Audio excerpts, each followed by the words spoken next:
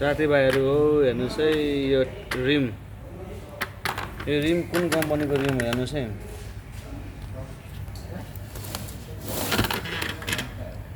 के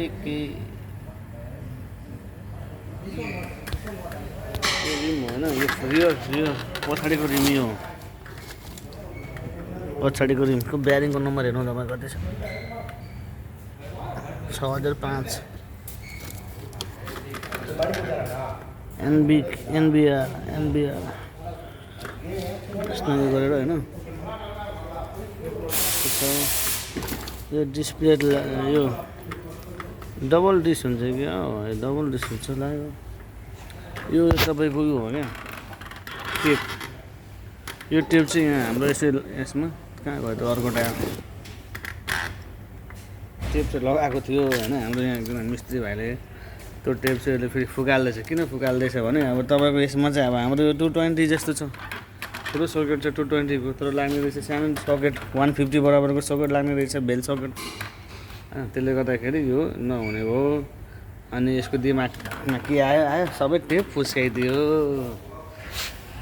अनि तपाईँलाई न्यू टायर साथीहरू न्यू टायरमा लाने tyre dot bolt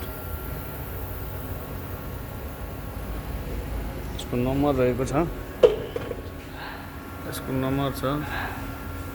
120/70ZR17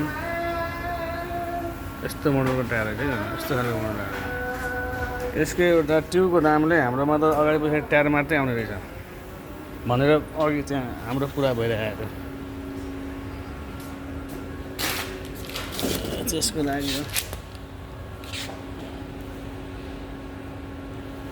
rear tyre चाहिँ यो हो होइन रियर टायर चाहिँ यो कम्पनीको टायर हो रियर मलाई त यो एलेभेल खर्च लागिरहेको छ क्या यो एलेभेल चाहिँ दामी लागिरहेको छ तपाईँलाई यस्तो दामी कस्तो लाग्यो भन्नु होला जेबी लाफिङ या सेम साथीहरू यो बाइकमा त्यो लाग्ने हो अब तपाईँलाई म यो भिडियोमा देखाउन सक्दिनँ थाहा छैन होइन किनभने यहाँनिर अब काम पनि गर्नुपर्छ भिडियो पनि बनाउनु एकदम अप्ठ्यारो छ बनाउनलाई त्यस्तो त बनाउनु नपाउने त होइन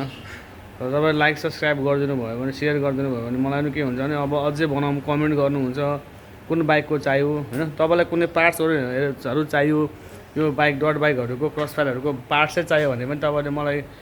इनबक्समा गर्न सक्नुहुन्छ होइन तपाईँलाई म पार्ट्सको लागि अभाइलेबल गराइदिन सक्छु कुवेतबाट होइन कार्गोमा हालेर है यो बाइकको हेर्नुहोस् यो बाइकको इन्जिन हेर्नुहोस् यो 500cc बाइक हो ब्ल्याक वार्ड बाइक अहिले त म झन् दामी एउटा देखाउनेवाला छु साथीहरू होइन त्यो उसमा चाहिँ डबल यहाँनिर तपाईँको छ नि यहाँनिर डबल यसमा यो लिभर एउटा तपाईँको क्लच लिभर भयो एउटा यहाँनिर पनि अझै ब्रेक लिभर लगाउँदैछ मेरो साथीहरूले अर्को बाइकमा त्यो चाहिँ तपाईँको 500cc छ है